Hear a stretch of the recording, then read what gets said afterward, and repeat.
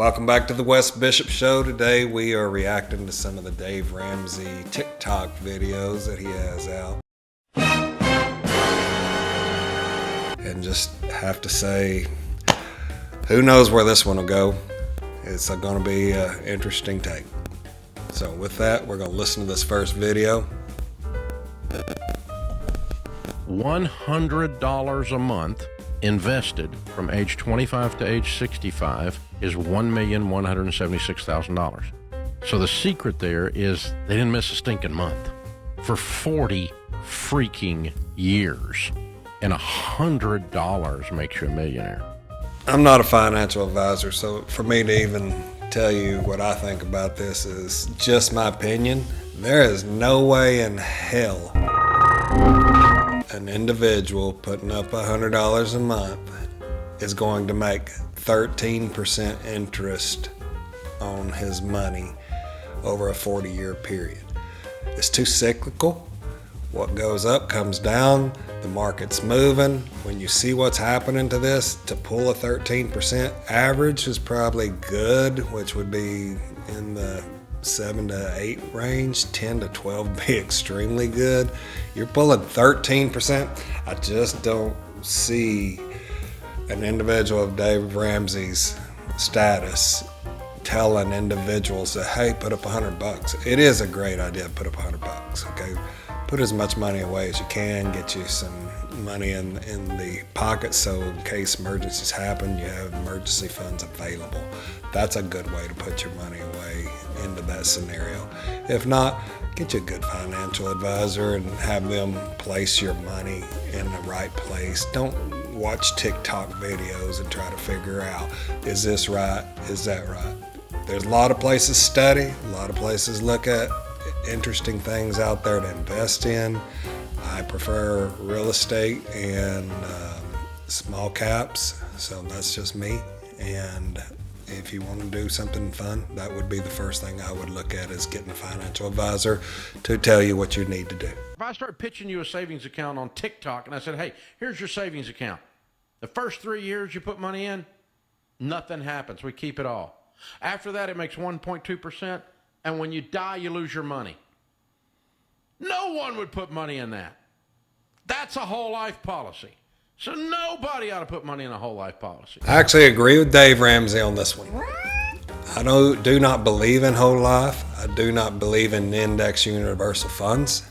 I've sold both in the past and have never seen anybody get rich off of them.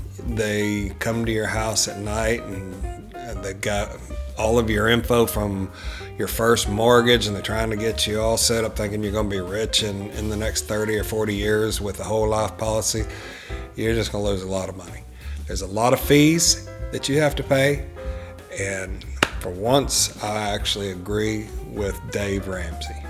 House prices are affected always by supply and demand. And we have had an inventory shortage, more buyers than sellers, for about 20 years. And anytime you have a shortage of anything, the price goes up. Pretty simple economics, right? Too many people chasing too few goods. Then we start thinking about, okay, what could you do to boost inventory? Well, there are a couple of things that have been happening that have been harming inventory pretty considerably. And this is actually one of the few times you'll hear Dave say that the government could actually do something about this, okay? One is we've got large REITs, real estate investment trusts, and American corporations and Chinese corporations buying thousands and thousands and thousands of single-family homes and taking them off the market and putting them up for rent. I mean, like 500,000 or 600,000 in the past few years. It's crazy. A lot. It's not just a few. So one thing you could do, and I'm really against limiting free enterprise, but when the basic use of a single-family home is for a family to get a toehold in the marketplace and to build wealth and to have a stable place to live, when that's being affected by foreign organizations and by out-of-control capitalism, then, you got to put some limits on that. Another thing that's draining the market is Airbnbs. Tens of thousands of single-family homes, condos, co-ops. They're bought by people at unrealistic prices only because they're turning them into a hotel. And they're making tons of money, and people are buying 8, 10, 20, 15 of them at a time. And that did not exist 20 years ago. And so some kind of a limitation, not necessarily a complete stopping of that, right, but limiting the number of units that go off the market so that a young couple getting married have a house to buy instead of it turning into an Airbnb because somebody bought it nothing down using some stupid TikTok guy's formula to buy it. With Dave Ramsey's thoughts on this, I agree with him. If we do not stop the corporations, especially the corporations from overseas, from buying our real estate, our kids, our grandkids won't have a place to be. They'll all be living in rentals for the rest of their lives. They'll never have a chance to gain income from the equity built in a house through the years and the value that grows with growth in small cities. And there's just no reason to let Chinese corporations come over here and buy all of our homes, much less our big investment companies to buy any at all. I mean, that should be limited to max you can buy a year is 10 a year, and that would stop a lot of our problems, just my opinion.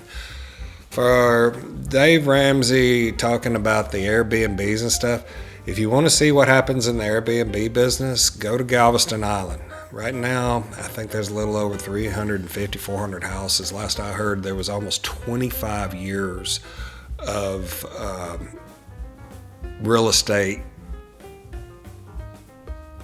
homes available.